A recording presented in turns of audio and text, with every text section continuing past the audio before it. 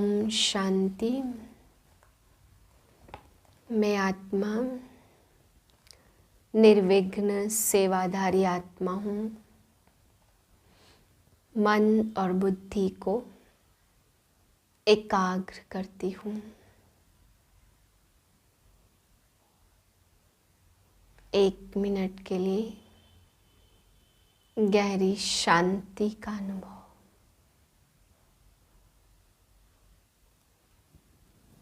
4/11/2022 के महावाक्य हैं। मीठे बच्चे, बाप का फरमान है, स्वदर्शन चक्र फिराते अपना बुद्धि योग एक बाप से लगाओ, इससे विकर्म विनाश होंगे, सिर से पापों का बोझा उतर जाएगा। प्रश्न है, इस पुरुषोत्तम संगम युग की विशेषताएं कौन कौन सी हैं? उत्तर है, यह संगम युग ही कल्याणकारी युग है। इसमें ही आत्मा और परमात्मा का सच्चा मेला लगता, जिससे कुंभ का मेला कहते। दूसरी पॉइंट है, इस समय ही तुम सच्चे सच्चे ब्राह्मण बनते हो। तीसरी पॉइंट, इस संगम पर तुम दुख धाम से सुख धाम में जाते हो, दुखों से छूटते हो। चौथी पॉइंट है, इस समय तुम्हें ज्ञान सागर बाप द्वारा सृष्टि के आदि मध्य अंत का पूरा ज्ञान मिलता। नई दुनिया के लिए नया ज्ञान बाप देते हैं। पांचवी पॉइंट है, तुम सांवरे से गोरा बनते हो। गीत है, इस पाप की दुनिया से कहीं दूर ले चल। ओम शांति। मीठे मीठे बच्चों ने गीत सुना और बच्चों की बुद्धि में बैठा हुआ है कि बरोबर कलयुग पाप की दुनिया है। इस समय सब पाप ही करते रहते। बाप पाकर तुम बच्चों को कल्प कल्प गति सदगति देते। जब पतित दुनिया को पावन बनाना है, तब पतित पावन बाप आते हैं। आकर बच्चों को आप समान बनाते। बाप में कौन सा ज्ञान है? सारे सृष्टि चक्र का ज्ञान है। तुम बच्चे भी सृष्टि चक्र को जानते हो। यह सारा चक्र कैसे फिरता, यह बाप में ज्ञान है, इसलिए उनको ज्ञान का सागर कहा जाता। वही पतित पावन है। इस चक्र को समझने से, स्वदर्शन चक्रधारी बनने से तुम स्वर्ग के चक्रवर्ती राजा रानी बनते हो। तो बुद्धि में सारा दिन यह चक्र फिरना चाहिए, तो तुम्हारे विकर्म विनाश हो जाएंगे। फिर सतयुग में तो तुम यह चक्र फिराएंगे नहीं। वहाँ स्व अर्थात आत्मा को सृष्टि चक्र का ज्ञान नहीं होता, न सतयुग में न कलयुग में। यह ज्ञान सिर्फ संगम युग पर तुमको मिलता है। संगम की बहुत महिमा है। कुंभ का मेला करते, वास्तव में यह है ज्ञान सागर, ज्ञान नदियों का मेला, अर्थात परमात्मा और आत्माओं का मेला। वह कुंभ का मेला भक्ति मार्ग का है। जबकि तुम दुखों से छूट जाते हो, इसलिए बाप को कहते दुखहर्ता सुख करता। आधा कल्प सुख और आधा कल्प दुख चलता है। आधा कल्प सुख रहता, फिर मध्य से दुख शुरू होता। सतयुग को बहुत लंबा समय दे दिया है। अगर सतयुग की आयु बड़ी हो तो आदमी कितने होने चाहिए? वापिस तो कोई भी जा नहीं सकते। सबको इकट्ठा होना ही है। वापिस तो तब जाए जब बाप आकर घर का रास्ता बताए। इतनी सब आत्माओं को बाप संगम युग पर आकर पूरा रास्ता बताते। तुम जानते हो हम 84 जन्मों का चक्र लगाकर आए हैं। सतयुग में है 16 कला संपूर्ण और फिर है 14 कला। इस समय होता है बहुत दुख। दुख होता ही है पुरानी दुनिया में। सतयुग को नई दुनिया और कलयुग को पुरानी दुनिया कहा जाता। अभी है संगम, अब पुरानी दुनिया का विनाश होता है। बाप नई दुनिया स्थापन कर रहे हैं। तुम पुरानी दुनिया से निकल जाए नए घर में बैठेंगे। तुम कहेंगे हम नए घर के लिए पुरुषार्थ कर रहे हैं, फिर हम नई दुनिया में ऊंच पद पाएं। बाप सिर्फ कहते मुझे याद करो और कोई तकलीफ नहीं देते। कैसे भी टाइम निकाल फरमान मानना चाहिए, परंतु माया ऐसी है जो फरमान मानने नहीं देती, बाप से बुद्धि योग लगाने नहीं देती। परंतु तुम बच्चों ने कल्प पहले भी पुरुषार्थ कर इस माया रूपी रावण पर जीत पाई है, तब तो सतयुग की स्थापना होती है। जितना जो मददगार बनता उनको उतना इजाफा भी मिलता। जो बच्चों को यह नॉलेज मित्र संबंधियों को भी देनी है। बाप का फरमान है मुझे याद करो, क्योंकि आधा कल्प के विकर्मों का बोझा सिर पर है। उनको भस्म करने का कोई उपाय नहीं सिवाय याद के। बल गंगा जमुना को पतित पावनी कहते। समझते भी हम पावन हो जाएंगे, परंतु पानी से पाप कैसे कटेंगे। पतित पावन एक ही परम पिता परमात्मा है। तुम जानते हो श्री कृष्णपुरी को ही विष्णुपुरी कहा जाता।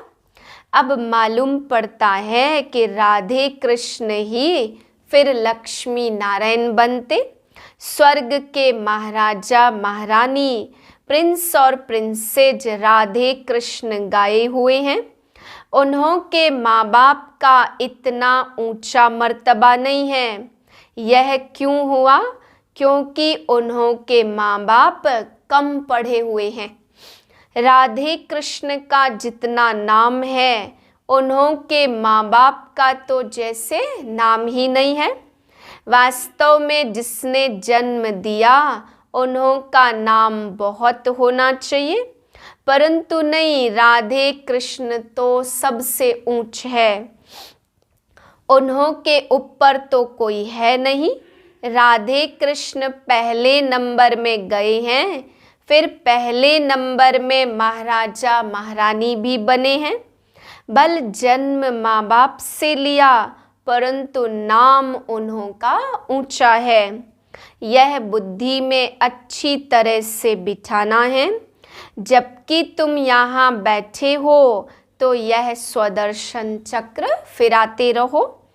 इस चक्र को फिराने से तुम्हारे पाप भस्म होते, अर्थात रावण का सिर कटता है।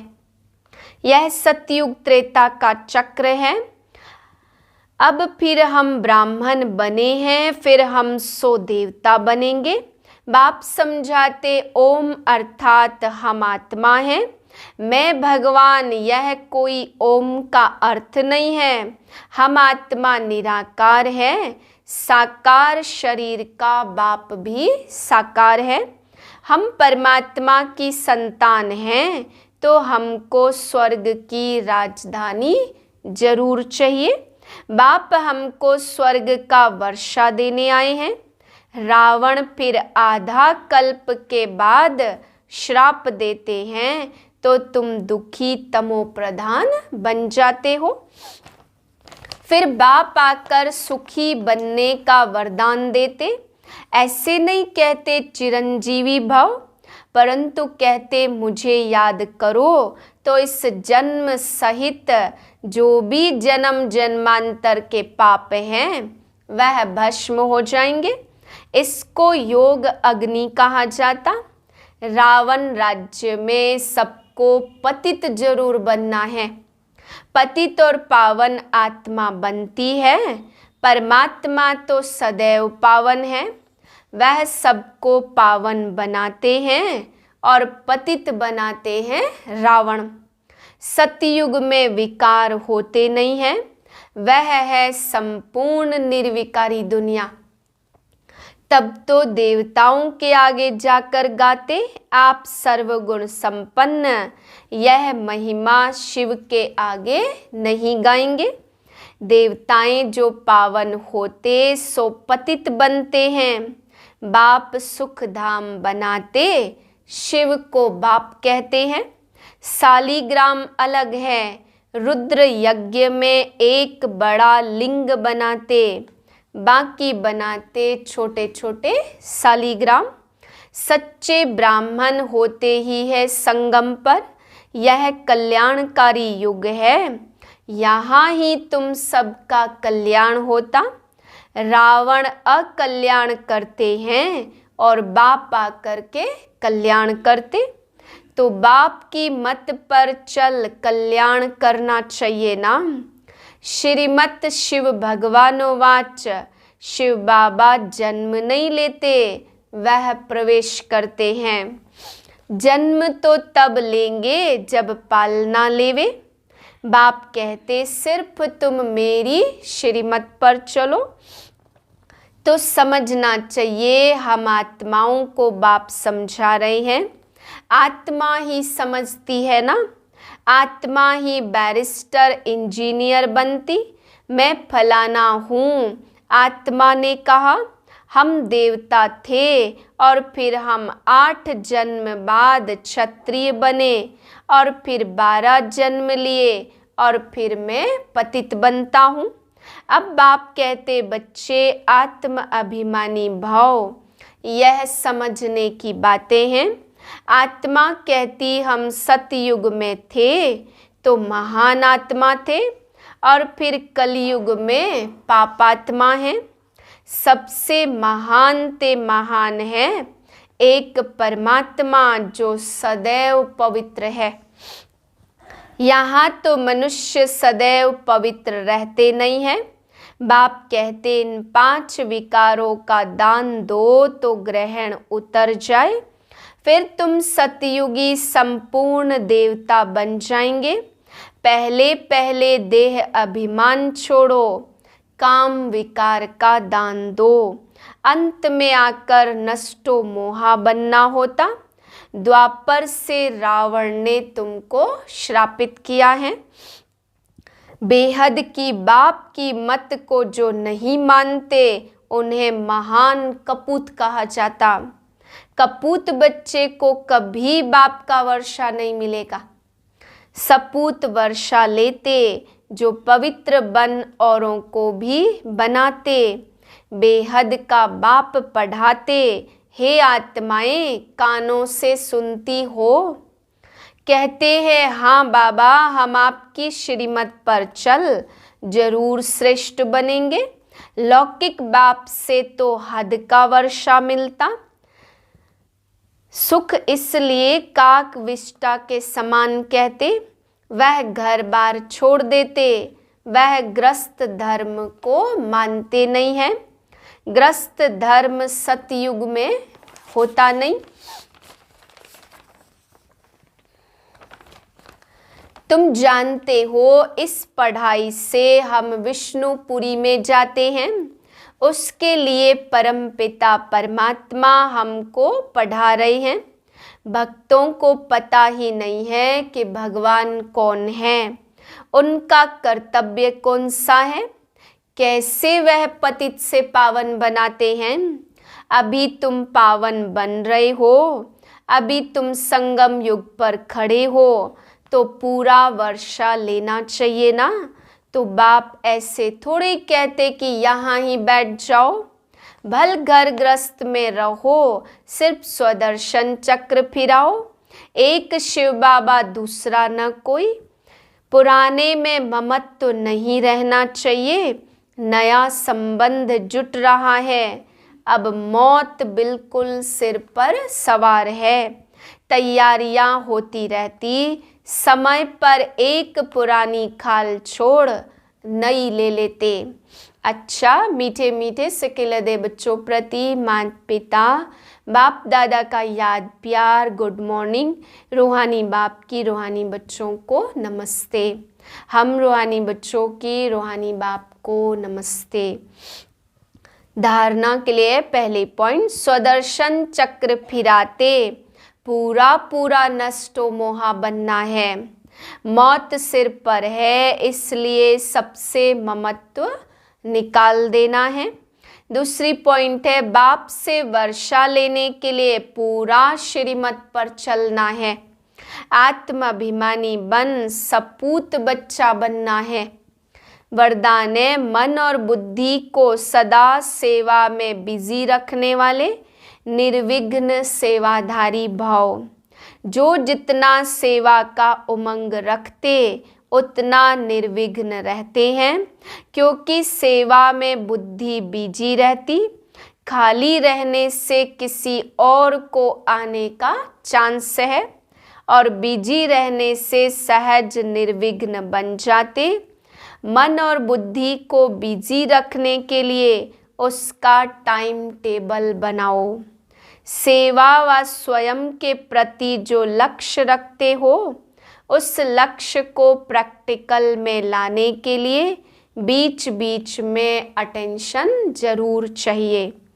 अटेंशन कभी भी टेंशन में बदली ना हो। जहाँ टेंशन होता वहाँ मुश्किल हो जाता। स्लोगन है, सेवा से जो दुआएं मिलती हैं वही तंदुरुस्त रहने का साधन है। ओम शांति।